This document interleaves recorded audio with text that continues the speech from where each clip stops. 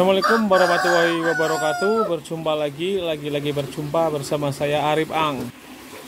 Oke teman, siapa sih gak suka teman juga usaha kita ya kan, terutama ternak apapun ya kan. Kalau saya itu ternak ayam terus dia mulai lancar produksi telurnya kan kita suka teman, seperti itu. Jadi ibaratnya tuh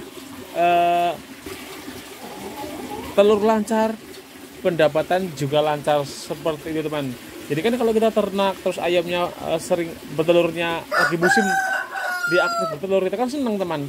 Jadi untuk membeli pakan bisa ya kan, ada keuntungan juga. Beda kalau kita ternak terus telurnya tidak lancar, maksudnya ayamnya malas bertelur, sakit atau gimana, kan kita juga rugi ya kan, seperti itu.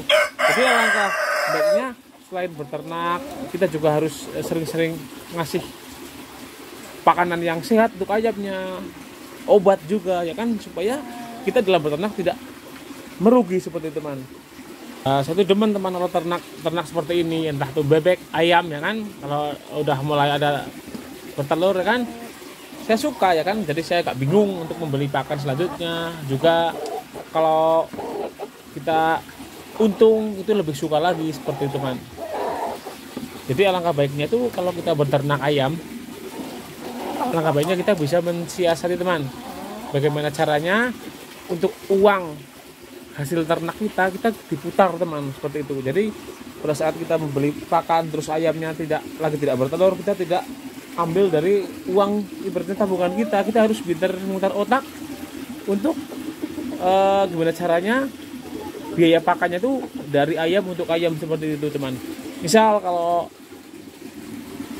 telurnya itu lagi tidak bagus bertelurnya, kita bisa jual ayam jagonya ya kan, terus regenerasi ternak lagi, seperti itu. Jadi ibaratnya itu kita meregenerasi ayam-ayam selanjutnya ya kan, kutuan-kutuan kita bisa jual, seperti itu ya kan, untuk usia yang 2 bulan atau usia yang 4 bulan, seperti itu. Atau banyak permintaan orang-orang yang ingin membeli babuan, misalnya babuan itu kayak itu ayam-ayam kampung yang sudah mulai akhir, seperti itu banyak sekali peminatnya teman.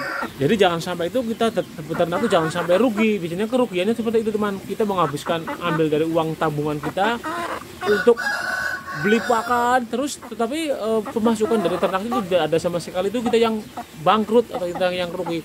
Lebih baik kalau hasil telur ada ya kan, setiap harinya kan kita bisa untuk menutupi biaya pakan ayam-ayam yang lainnya yang untuk peremajaan. Jadi kalau nanti ini udah ada yang pembelinya dijual, kita jual lagi, seperti itu.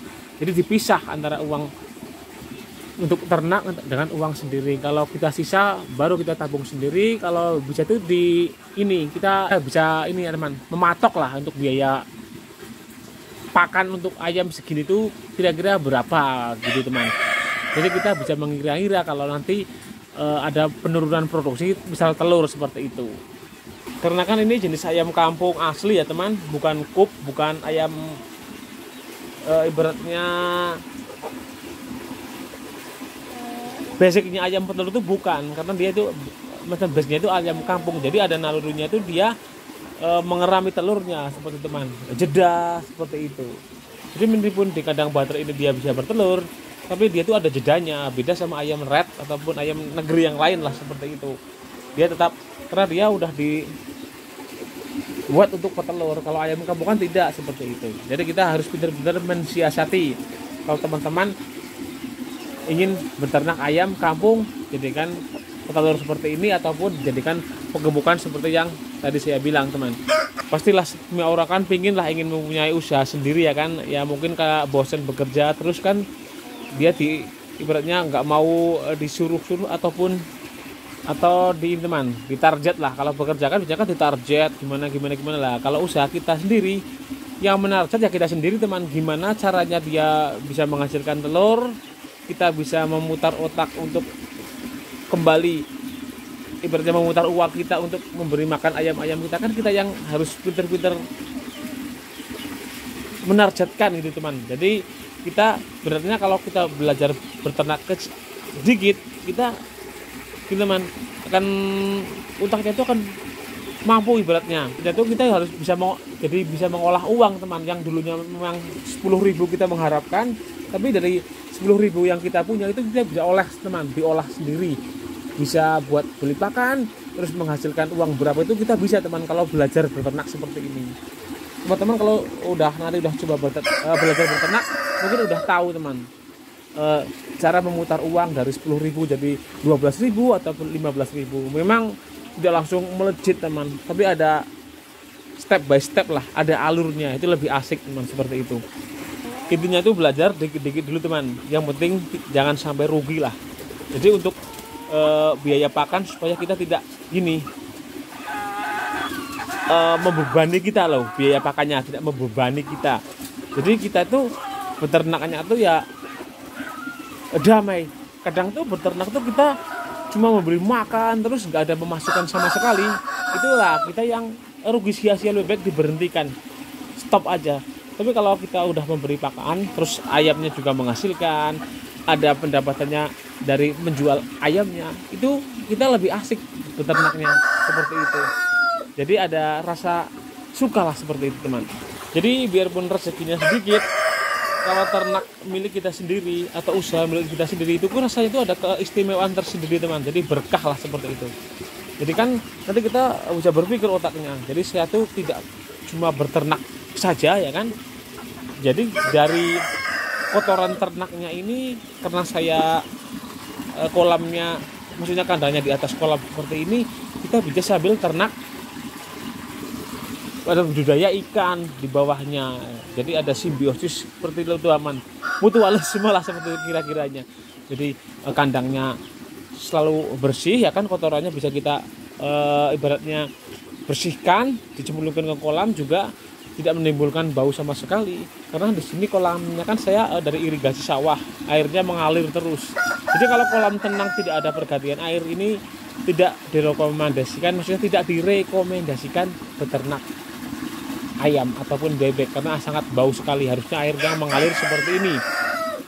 Nah juga kalau teman-teman beternak ayam terus kotorannya, maksudnya kandangnya tidak di atas kolam, itu ya juga sangat bagus sekali teman. Kalau teman-teman mampu setiap hari membersihkan kotoran ayamnya, kita taruh dalam kantong-kantong itu ini bisa digunakan untuk pupuk teman, pupuk pertanian. Jadi kita mempunyai keuntungan lagi teman dari beternak ayam, ikan, terus pertanian, karena pupuk atau kotoran dari ayam itu tadi bisa untuk tanaman cabai ataupun yang lain. Nah ini salah satunya tanaman cabai saya yang ada di depan kandang ayam nih, dengan pupuk kotoran ayam ya kan. Saya manfaatkan, saya ambil kotoran ayam yang ada di rumah, ayam yang di rumah kan kita di atas kolam lah, ini bisa untuk pupuk tanaman cabai. Ini subur juga ya kan kalau kita menggunakan kotoran ayam juga. Ini cabainya ini jenis cabai rawit merah. Jadi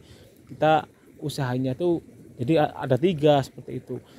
Dari pertanian bisa, dari ayam itu bisa untuk pertanian dan ikan seperti itu teman. Jadi ibaratnya tidak hanya satu seperti itu, banyak manfaat dan tergantung kitanya bisa